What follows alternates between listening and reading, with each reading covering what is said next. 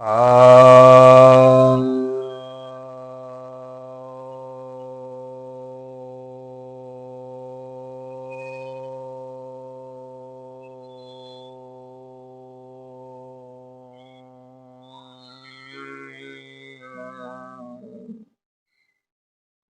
सभी भक्तजनों को सप्रेम नमन।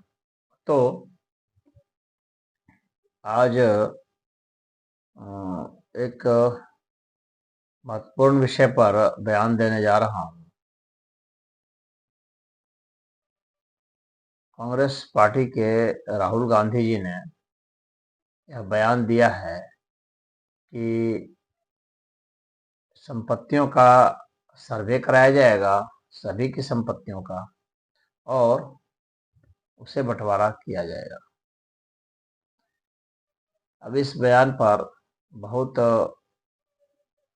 लोग चौकन्ना हो गए हैं,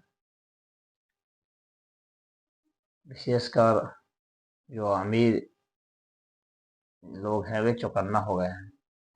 पत्रकारों ने उनकी कुछ खिल्ली भी उड़ानी शुरू कर दी है।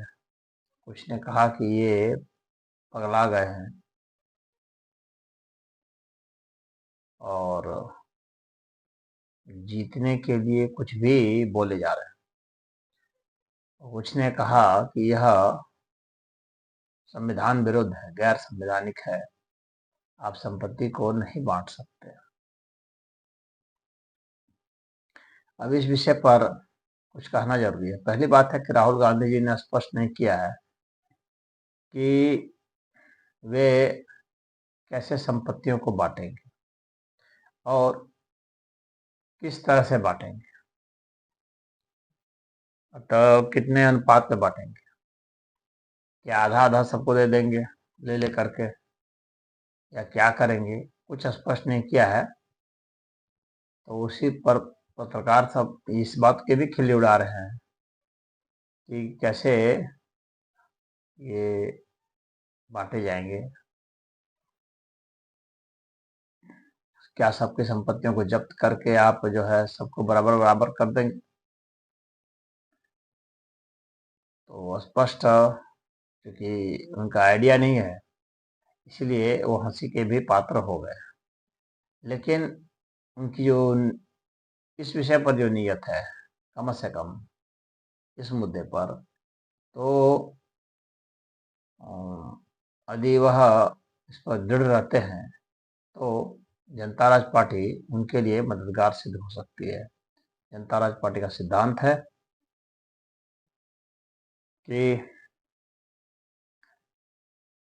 सभी की संपत्तियों का डिजिटलाइजेशन कर दिया जाए, यानी उसकी वैल्यू निकाल दी जाए और उसका जो मालिकाना हक है वह भी निर्धारित कर दिया जाए, उसका भी डिजिटलाइजेशन कर दिया जाए। यानी संपत्ति किसकी कितनी है, यानी हर संपत्ति के पीछे जो है एक रसीद का वैल्यू या टोकन का वैल्यू या जैसे शेयर का वैल्यू होता है, डिवेंचर का वैल्यू होता है, या जमीन के कागजात का है वैल्यू, कि उस कागजात से समझा जाएगा कि इनका मालिक है और इसकी इतनी वैल्यू है। तो इसके वैल्यू निकाल करके आप जो है सर्वे करा सकते हैं, फिर लिस्टिंग कर सकते हैं कि किस तरीके से कौन जो है सबसे ज़्यादा अमीर है, कौन उसके बाद है, कौन उसके बाद है, कौन उसके बाद है। इस तरह से आप कर सकते हैं। इसके बाद आपको एक निश्चित अनुपात में उसे वितरण करना होगा। अनुपात जो है वह 20 और 1 का ही होगा। 20 यानी सबसे धनी आदमी के पास 20% धन होगा, तो सबसे गरीब आदमी के पास देश के 1% धन होगा। जब हमें पूरी लिस्ट का मालूम पड़ गया है, तो अब जो है 20 और 1 के अनुपात में धन का वितरण करना आसान हो जाएगा। सबके हाथ में मोबाइल है, जितने भी देश में वयस्क लोग हैं, और जिनके पास नहीं है वे उसे खरीद लें, क्योंकि संपत्ति तभी मिल पाएगी और खाते से खाते में हस्तांतरित किया जाएगा। और खाता का मतलब यहाँ पर सिर्फ वह नहीं है, वो खाते का मतलब है संपत्ति के सारे वैल्यूज सारा जो मूल्य होगा वह कैश का अकाउंट अलग होगा, शेयर का अलग होगा, डिबेंचर का अलग होगा, बॉन्ड का अलग होगा, जमीन संबंधित कागजात का, वेल्थ का अलग कागजात होगा। इस तरह से एक खाते में आप कई खाने बना करके सबके कागजात रख सकते हैं, सबका मूल्य रख सकते हैं, और अब इसके हिसाब से ही संपत्ति का आकलन हो जाएगा, कुल संपत्ति का आकलन, और तब जो है ट्रांसफर होगा खाते से खाते में। कैश का कैश के अर्थ में हो जाएगा, और जमीन संबंधित कागजात का भी ट्रांसफर कर दिया जाएगा। इस तरह से ट्रांसफर हम लोग कर सकते हैं। ऐसा असंभव काम नहीं है कि नहीं किया जा सकता है, और 20:1 के अनुपात नहीं करना पड़ेगा। तो सबके पास जो है स्मार्टफोन होना चाहिए, जो कि आसानी से उपलब्ध है।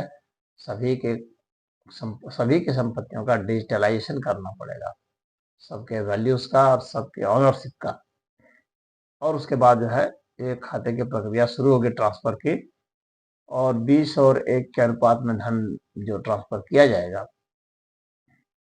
तो ऐसा नहीं है कि निकम्मेपन को नहीं बढ़ाया जाएगा, जैसा कि कुछ लोग सोचते हैं कि निकम्मापन बढ़ जाएगा। नहीं, वह पैसा जो है आपको गुलछर्रे उड़ाने के लिए नहीं दिया जाएगा, बल्कि आपको एसेट पैदा करने के लिए, आपको बिजनेस करने के लिए दिया जाएगा। जो बिजनेस पैदा नहीं करेंगे, वो बिजनेस के लिए काम में नहीं लाएंगे, तो उनकी संपत्ति वहां पड़ी रहेगी, और बाद में ज्यादा लंबे समय तक नहीं लाने पर वो संपत्ति वो रिबैक हो जाएगी, वापस चली जाएगी। तो एक बार जैसे आई थी वैसे वापस चली जाएगी, फिर आएगी, फिर वापस चली जाएगी। अगर आप प्रयोग नहीं करते रहेंगे तो आएगी और जाएगी। तो इस तरह से वो सर्कुलेशन चलता रहेगा, संपत्ति बर्बाद भी नहीं होगी, और धन क्रिएट होगा, और पूरा समाज जो है 20 और 1 के धन के वितरण में रहेगा। जो आज की जो आर्थिक विषमता है, जिसमें अरबों गुना विषमता जो हो गई है, वह विषमता समाप्त हो जाएगी। वह 20 और 1 के अर्थ में विषमता आ जाएगी बस, जो कि एक जो है न्यायपूर्ण है। 20 और 1 में क्यों? क्योंकि जो चाहे आप शारीरिक क्षमता का आकलन करें, चाहे मानसिक क्षमता का आकलन करें, 20 और 1 के ही रेंज में व्यक्ति की क्षमताएं होती हैं। यदि आप गांव का जो चैंपियन खिलाड़ी है, सबसे छोटे स्तर का, और अगर ओलंपिक चैंपियन है, उनका अगर देखें किसी भी अर्थ में, कि उसने रेस में देखें, या और जेवलिन थ्रो देख लें, या शॉर्ट पुट थ्रो देख लें, या वेट लिफ्टिंग देख लें, तो आप 20 और 1 से ज़्यादा का अंतर नहीं पाएंगे। उसी तरह से अगर आप आईक्यू लेवल देखें, बड़े से बड़े साइंटिस्ट का, बड़े से बड़े विचारकों का, बड़े से बड़े वैज्ञानिकों का, और बड़े से बड़े उद्योगपतियों का, और आईक्यू लेवल देखेंगे अधिक गरीब से गरीब लोगों का, या मूर्ख से मूर्ख लोगों का, तो भी आपको 20 गुने से ज़्यादा का अंतर नहीं मिलेगा उनके आईक्यू लेवल में भी। तो इसका अर्थ यह हुआ कि संपत्ति 20 और 1 के अनुपात में ही बढ़ना चाहिए। तो राहुल गांधी जी के बयान अगर इसके साथ आ जाते हैं, तो वो पागलपूर्ण बयान नहीं कहे जाएंगे, बल्कि वह एक बहुत बड़ी क्रांतिकारी बयान होंगे। तो बहुत बड़ी क्रांतिकारी प्रक्रिया से हम लोग गुजर रहे हैं, समाज गुजर रहा है, और आने वाले समय में यह जो है यह बहुत जरूरी हो जाएगा वितरण, अन्यथा लोग बेरोजगार होते जा रहे हैं, उनके पास संपत्तियां नहीं होंगी, और एआई से काम कराया जा रहा है, रोबोट्स रखे जा रहे हैं, उनसे काम कराए जा रहे हैं, तो छंटनी भी हो जाएगी नौकरियों से, तो फिर लोग कैसे जिएंगे? तो इसलिए यह बहुत जरूरी है कि संपत्ति का बंटवारा हो, वो गलत नहीं कर रहे हैं। तो संपत्ति का बंटवारा होना चाहिए, और यह भी जरूरी है कि इसका लीगल जो पक्ष की जो बात है उसको देखना, कि क्या यह गैर संवैधानिक है। तो यह संविधान में कहीं नहीं लिखा है कि संपत्ति का अधिकार मौलिक अधिकार है और इसमें कहीं भी कुछ हेरफेर नहीं किया जा सकता है।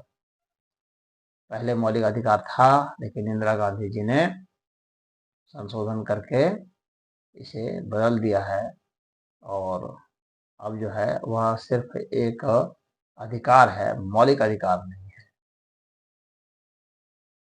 तो प्रॉपर्टी राइट तो आपको है, लेकिन प्रॉपर्टी का फंडामेंटल राइट नहीं है आपको, और इसलिए उस संपत्ति जो है आपकी एब्सोल्यूट नहीं है, समाज की ही संपत्ति है। समाज में ही संपत्ति बनती है, समाज के द्वारा ही बनती है।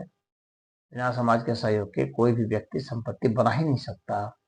तो इसलिए संपत्ति सदैव जो है सामाजिक है, और जो सामाजिक है तो फिर उसका वितरण भी होना चाहिए। जब उत्पादन सामाजिक है तो वितरण भी सामाजिक ही होना चाहिए। कोई संपत्ति कोई प्रोडक्ट बना देता है, तो जब तक वह प्रोडक्ट बिकेगा नहीं तब तक संपत्ति वहां से बनेगी कैसे? तो प्रोडक्ट का बिकना मतलब कि समाज में बेचना होगा, तो समाज में जब बेचेंगे तो ही संपत्ति बनेगी। तो इसीलिए समाज की भूमिका उसमें अहम है। तो यह कहना कि अगर समाज को उसमें से दिया जा रहा है तो वह गलत है, ऐसा कहना ही गलत है।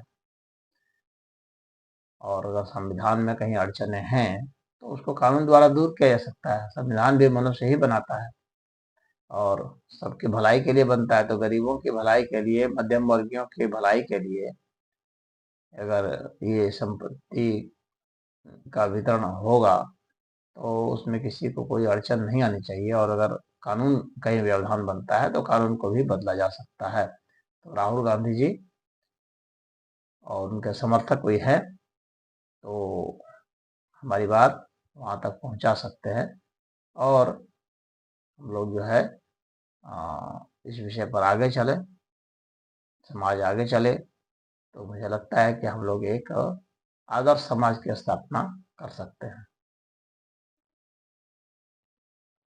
और हम लोग वह जो कम्युनिस्ट पार्टी जिस तरह से कहती है सबकी संपत्ति छीन लेंगे, वह तो गलत है, उसका समर्थक मैं नहीं हूँ। वामपंथी विचारधारा का समर्थक नहीं हूँ।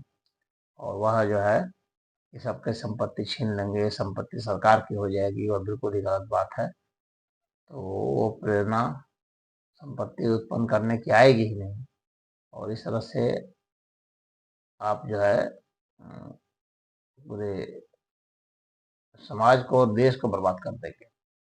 इसलिए वो कम्युनिस्ट विचारधारा सही नहीं है। समाजवाद की जो विचारधारा है उसमें भी आनुपातिक समाजवाद की यही सही है। हरि ओम।